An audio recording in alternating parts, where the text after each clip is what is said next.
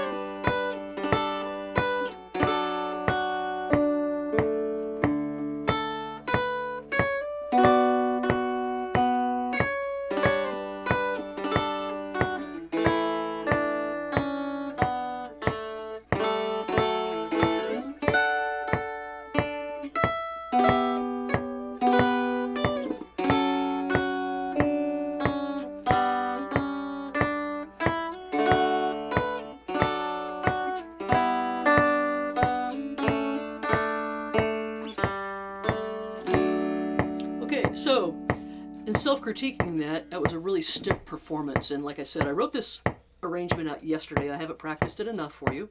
I made a couple of little flub mistakes in there, but the timing was fine and accurate, so you'll be able to practice along with it.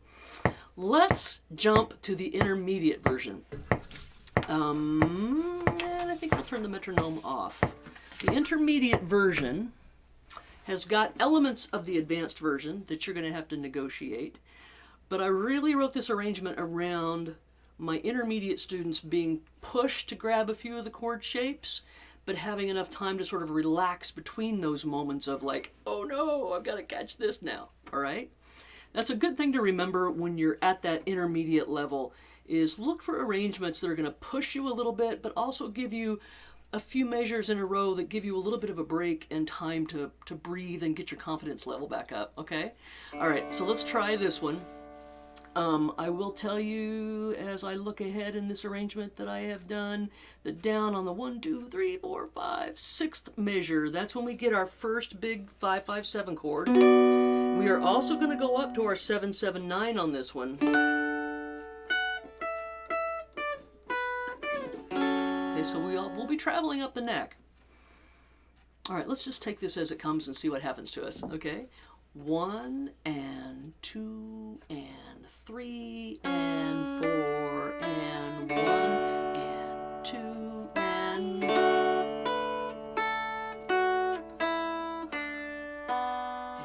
3 and 4 and 2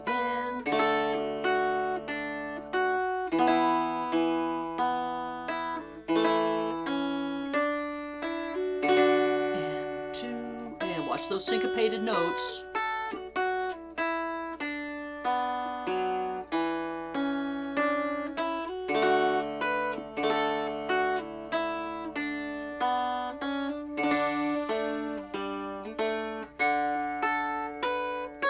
And 2. And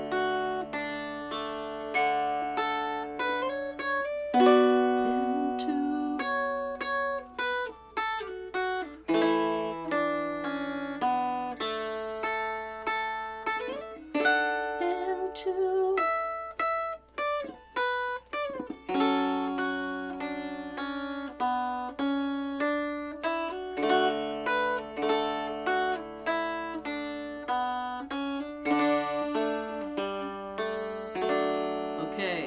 So a couple of things came to mind while I was playing this for you. When you get to the very last measure of the fifth line down, 1, 2, 3, 4, 5, the last three notes of that line, the fifth line, are 4, 5, 6 plus, and you end up on that 5, 5, 7. What I would make sure to do is, no matter what you go into that 4 with, in terms of fingers, make sure you get your thumb down at least for that 6 plus so you can slide into the 5, 5, 7 with the right fingering. Okay? So what I mean by that, let me see if I can do it up close for you. I'm on the fifth line down, the second measure, as we go 4, 2, open, open, open. I would go ahead and use my thumb on that 4. 4, 5, 6 plus, and then my thumb goes on up and I lay my 5s in with my other two fingers that are available, like that. Da, da, da, da, da, da, da, da, da, da. Now, that takes us to the sixth line. 1, 2, 3, 4, 5, 6. The sixth line, we have 3 4s in a row. Let's catch those with our thumb, because then our thumb is going to have to fly right up the neck to the 9 to get the 7, 7, 9. So catch those 4s with your thumb, which sounds yeah. Ba, da, da, and then let that thumb slide all the way up to 9. Ba, like that. I look like I'm kind of like a car crash victim here. But does that make sense to you? 4, 4, 4 with your thumb, and then slide that all the way up to 9. So what I'm thinking when I've got to get up to that 9, I'm looking at my dot that's on the 10, and I'm telling my thumb, hey, slide right up there to that 9, and my other fingers are going to be exactly where I need them to be to fall in on my 7s. Okay, does that make sense? Now we come to that 7, 7, 9. Okay, from there, if you can keep your thumb on your melody string and just slide it down to the 4, then you're going to have your 2, 2, 4 in place for yourself. Okay? Make sense? Okay, the other thing to watch out for are all the syncopated moments on this.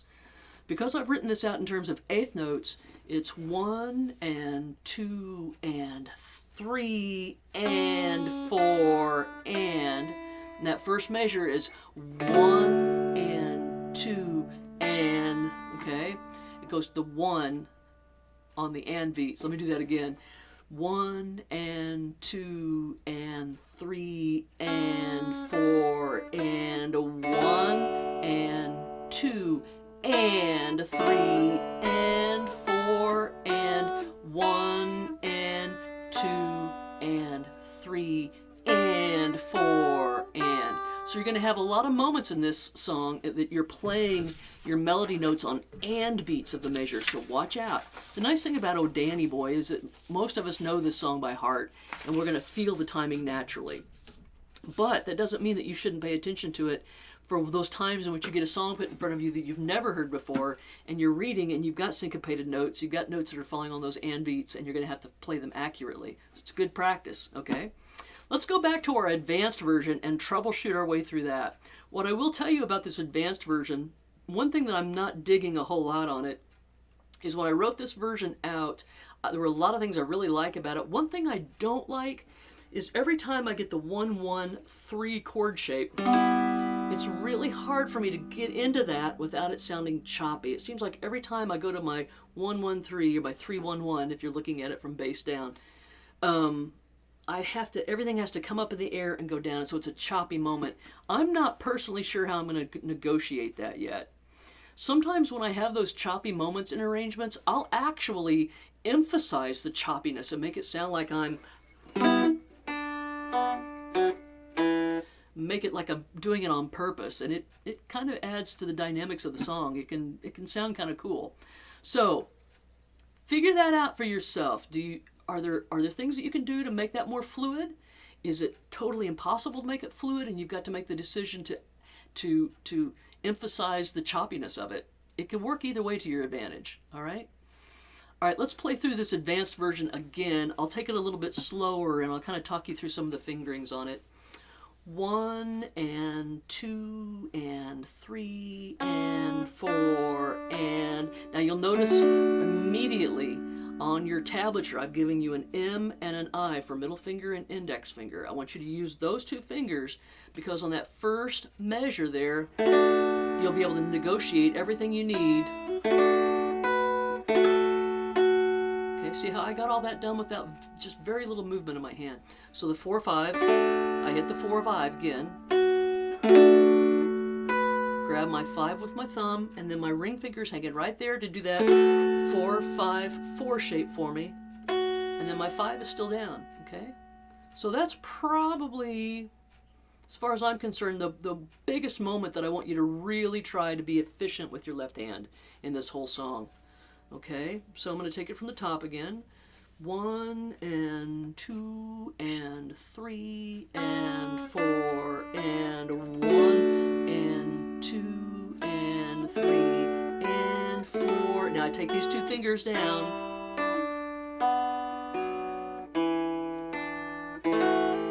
Slide that thumb into that 2, 3, 4. My thumb catches the 5. My 3rd finger is ready for all that work.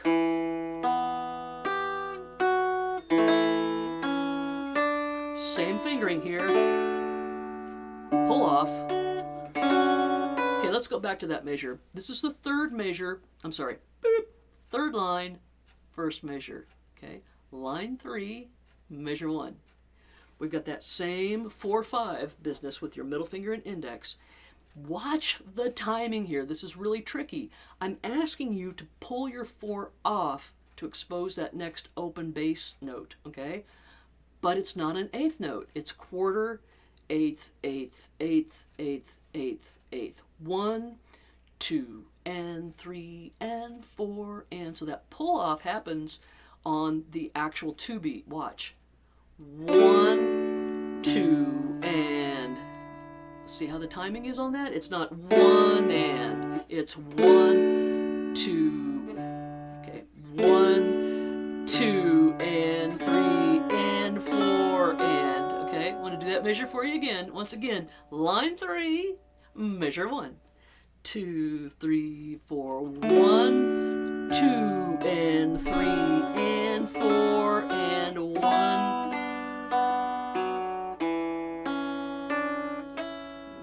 I'm going to do line 3 for you one more time, the whole thing, because you'll see how I get into that 3-1-1. That's not one of the moments that I think I am worried about. Let's see what happens when I play it for you here.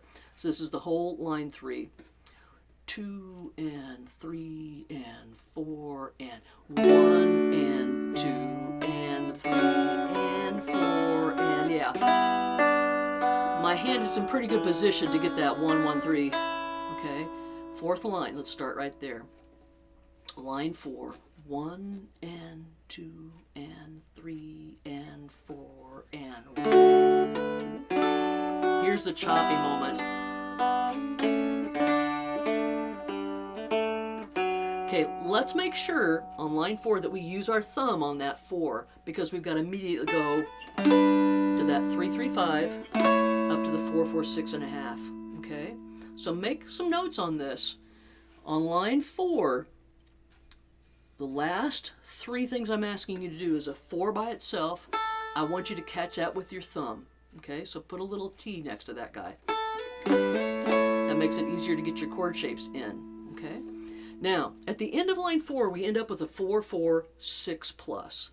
The next thing we've got to do at the beginning of line 5 is do a 4-5-7. That's really easy to do. Look at my index finger. He's hanging right over that 5 for me. So all I have to do, 4-4-6 plus, slide up to the 7 and drop my index on the 5 there.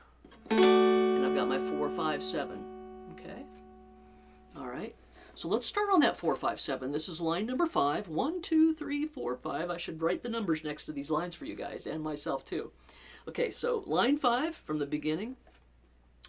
3 and 4 and 1 and 2 and 3 and 4 and 1 and pull off, pull off, pull off. Thumb there. That's a big stretch.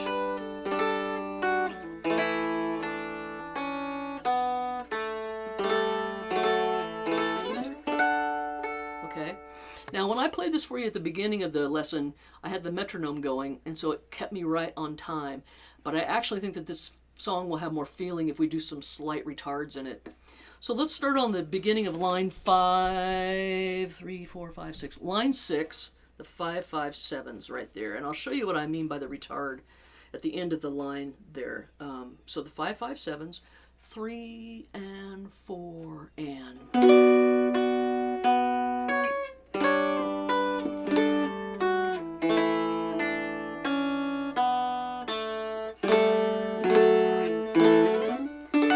See what I mean by that? Okay. Line 7, 7, 7, 9. Okay. Let your thumb grab that 8 for you. Let your 8 stay right there. It's going to anchor you in as you reach down for the 5 and the 6. Okay? 7, 7, 9. 8. 5, 6, 8. Take it down to the 7. And then look, right here I've got the ring finger right above where I'm going to have my 5, 6, and 5. So we go 5, 6, 8. 5, 6, 5. And then my thumb gets that 7 for me again. Okay? Sometimes that these particular shapes that are like shaped like V's or the opposite can be, they make me feel dyslexic, to tell you the truth. Like a 5, 6, 5. If I have to grab, say, a 3, 4, 3 really fast, sometimes my brain says, grab a 4, 3, 4 and not a 3, 4, 3. All right? That's a funky shape to get used to. So cut yourself some slack on that and just know that that's not a real intuitive shape to play. However, the way we come off of it on line 7 makes it pretty easy if we keep our fingers right. So this is 7, 7, 9 again. Watch what happens. So that 5, 6, 5 is right under my fingers. Take my thumb all the way down to 2, 2, 4. And then we're home free. This one's choppy right here. Okay, so you'll have to experiment a little bit with how to breathe through that last line. What I'm talking about is this transition from that 2 to the 3, 1, 1. A little bit choppier than what I would like for it to be. So you want to be as clean as you can on that. Okay. So myself personally, I already know, since this is a fairly new arrangement that I've written out, that there are definite hot spots in this arrangement for me that I will have to go back and do repeatedly. One of them, the perfect example, is there at the very last line, the first measure. I'm going to have to practice getting from the 2, 3, 4 to that 3, 1, 1 with a lot of confidence and a lot of steadiness with my down pressure, so I don't have a plunky plunk sound.